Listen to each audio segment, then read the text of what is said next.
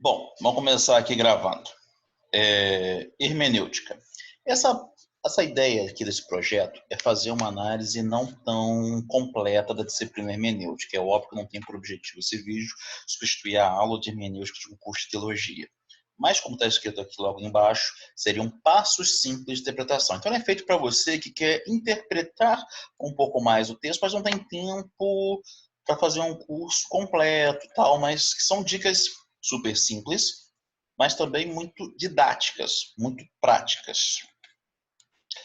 Primeiramente, como eu falei, o objetivo dessa aula é buscar de forma simples e objetiva te ensinar, ou seja, você que está ouvindo isso aqui, a fazer uma análise textual de forma autônoma, ou seja, independente de uma terceira pessoa, independente de um livro, independente de que outra pessoa te fale.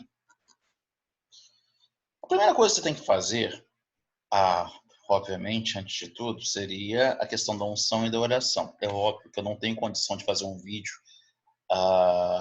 como você ser ungido pelo Senhor, como você ser abençoado pelo Senhor. O objetivo aqui meu é meramente técnico. Então, não tem como eu fazer um vídeo que não seja técnico. Então, a primeira coisa, de forma técnica, para você fazer uma análise textual é ler várias versões. Por que ler várias versões? Eu lembro até hoje, uma vez, que um rapaz, um curso de teologia que eu dava aula, naquele devocional, ele leu um texto falando sobre homicídio em fruto do Espírito. Só que se você abrir sua Bíblia, você vai ver que algumas versões não vão ter a palavra homicídio. E aqui você tem um outro exemplo, que seria Joel 2:23. Eu só peguei o extrato do texto. Em aulas de exegese, nós aprendemos sobre extratos textuais para você fazer a análise mais completa. Nesse extrato do texto, nós vamos ter a versão fiel que vai estar escrito: porque ele vos dará em justa medida a chuva temporal. A NVI fala: pois ele lhe dá as chuvas de outono, conforme a sua justiça. A Revista Corrigida coloca: porque ele vos dará ensinador de justiça. Olha só, uma expressão que não vai aparecer em outras expressões. E eu falo porque eu já tive fui querer pregar nesse texto, um dos pontos era sobre ensinador de justiça. Só que a grande maioria das pessoas não tinha essa expressão. Novamente, porque ele vos dará ensinador de justiça e fará descer a chuva, a temporã e a serôdia. É importante você ter essa análise, porque as pessoas não têm necessariamente a versão, quando você vai pregar, que você está pregando. Então é interessante você ver as várias versões que as pessoas possam ter. Então, ler várias versões te ajuda a corrigir, analisar, às vezes, corrigir pequenos sensos comuns, pequenas coisas que você acha que são e às vezes não são também. É claro que eu vou trabalhar com isso depois em outro vídeo, mas ler várias versões talvez seja de todos aqui o mais importante. E tem sites muito bons para fazer isso. Um deles é o Bible Hub. Eu vou até colocar para vocês logo depois.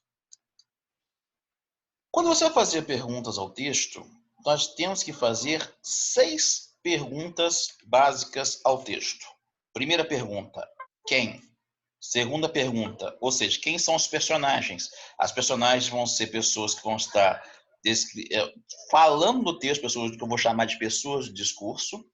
São personagens que estão explícitas no texto e são personagens que estão implícitas, não estão ali, mas descritas de forma lato, mas estão ali no texto. Quando? A época que o texto é escrito. Por quê? Qual é o motivo do texto ser escrito? Destinatários. A quem se destina o texto? Onde? Local onde o texto é escrito, ou se passa a história, o que? Seriam as definições, basicamente. Então, a primeira coisa que nós vamos trabalhar nesse texto seria quem? Personagens. Os personagens, é importante analisar que todas as pessoas escritas no texto são personagens. Então, óbvio que a minha matéria aqui é um pouco técnica. Eu entendo isso, que eu não tenho como te explicar ser ungido pelo Senhor. Então, eu tenho que explicar com uma técnica mesmo. Então, a grosso modo, todas as pessoas do texto são pessoas. Isso inclui Deus, Espírito Santo, Jesus Cristo, o diabo. Qualquer pessoa escrita no texto é personagem. Isso é importante ficar claro para você. Então, nós vamos ter as pessoas do texto em 3 formas distintas. Primeiro, pessoa do discurso, ou seja, quem está falando.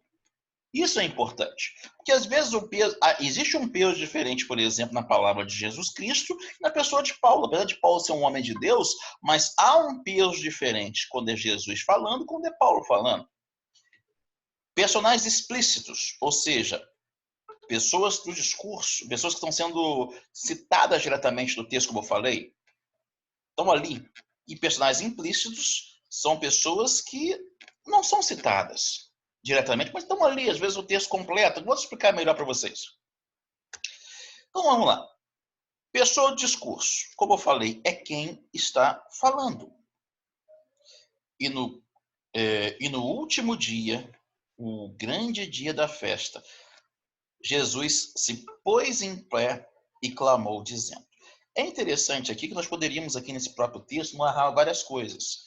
Primeiro, o local, tem algumas definições, que é a festa tabernáculos, que são o 8º dia de festa, ou seja, o dia mais importante. Talvez a parte que eu acho mais interessante desse texto é que, no senso comum, a gente tende a achar que Jesus falou com o maior número de pessoas no Monte das Oliveiras, mas é aqui.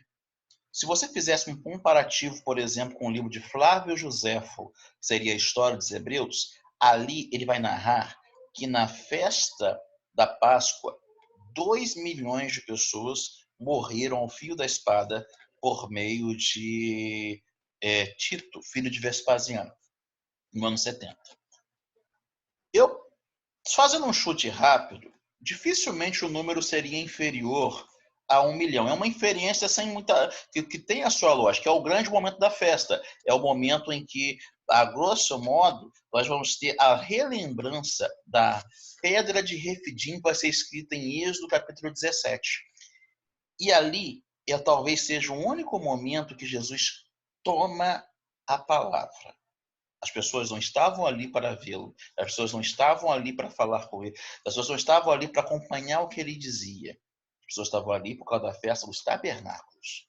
E Jesus pôs-se em pé, tomou a palavra e disse: se alguém tem sede, é importante que na pedra de Refidim, só para você tentar entender, a grosso modo, vamos ter que o Senhor, no meio do período de peregrinação do povo sair do Egito para a terra prometida, a grosso modo, nós temos que o Senhor trouxe água por meio da pedra. Então nós vamos ter que Jesus fala, se alguém tem sede, venha a mim e beba. E a festa tabernáculos é para relembrar esse momento. É para relembrar este momento. E neste momento Jesus diz, eu sou essa água. Quem crê em mim, como diz a Escritura, rios de água viva correrão do seu ventre. Aqui eu não coloquei, mas ventre aqui em grego é koilia. Koilia da ideia de interior. Na verdade, não pensar na tricotomia, nós temos que, normalmente, o espírito ele fica na região da boca do estômago, basicamente. E nós temos que esse interior é onde fica o seu espírito, ou seja, o meu espírito direcionará o seu espírito. Então, a grosso modo, vamos dizer o seguinte, se alguém tem sede, venha a mim e beba. Quem crê em mim, como diz a Escritura, rios de água viva fluirão do seu ventre. Talvez a parte mais importante aqui que eu quero gravar com vocês seja isso. Até interessante, porque aí eu quero trabalhar com vocês 3 textos. Isaías 6:10, João 12:40, Atos 28:27. Normalmente as pessoas têm dificuldade de saber que Jesus é Deus, Espírito Santo é Deus. Mas esse texto talvez seja o mais simples que eu quero trabalhar, e vou aproveitar e trabalhar a questão da pessoa do discurso. Isaías 6:10 diz, engorda o coração deste povo e fala-lhes pesados olhos, e fala-lhes pesados ouvidos, e fecha os olhos para que ele não veja com seus olhos, não ouça com seus ouvidos, nem entenda com seu coração, nem se converta e seja sarado.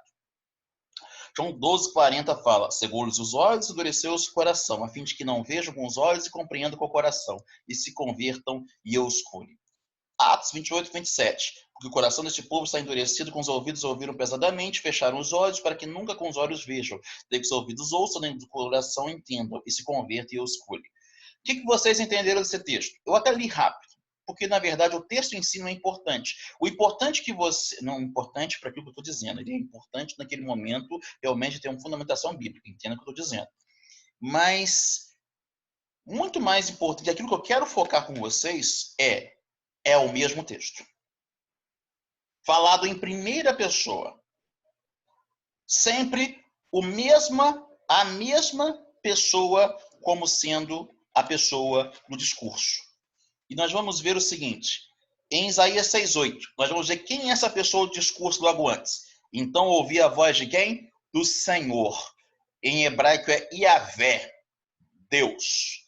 João 12, 35 a 39, eu coloquei extratos, porque senão o texto vai ficar enorme aqui. Disse depois, Jesus. E ainda que tinha feito tantos sinais diante deles, não podiam crer nele, quem? Jesus. Por isso não podia crer, então, até está digitado errado, me perdoe, Isaías disse outra vez acerca de quem? Jesus. Ou seja, Isaías 6:8 é Deus. João 12, 35 a 39, Jesus. Atos 28, 25. Bem falou o Espírito Santo a nossos pais pelo profeta Isaías. Bem falou quem? O Espírito Santo. Jesus é Deus, o Espírito Santo é Deus. Isso é importante ficar claro para você. Pessoa, o discurso, Isaías 6:8 a 10, Yahvé, Deus. João 12, 35 a 40, Jesus. Atos 28, 25 a 27, Espírito Santo. Personagens explícitos são as pessoas que estão descritas claramente no texto. Jesus, pois, tomou a palavra, João 7, 37, 38. Mas existem outros personagens que são implícitos que estão ali também. Nós vamos ter os soldados, nós vamos ter os fariseus, nós vamos ter os saduceus, vamos ter o povo, que em torno de 1 milhão de pessoas, vamos ter várias pessoas que vão estar descritas, se você olhar o contexto do texto. Até seria um exercício legal você olhar no texto quem são todas as pessoas que estão descritas em todo o cenário. É óbvio que uma questão didática, eu vou dar uma pausa aqui e vou continuar no próximo vídeo a estarmos trabalhando com vocês. Deus abençoe a sua vida.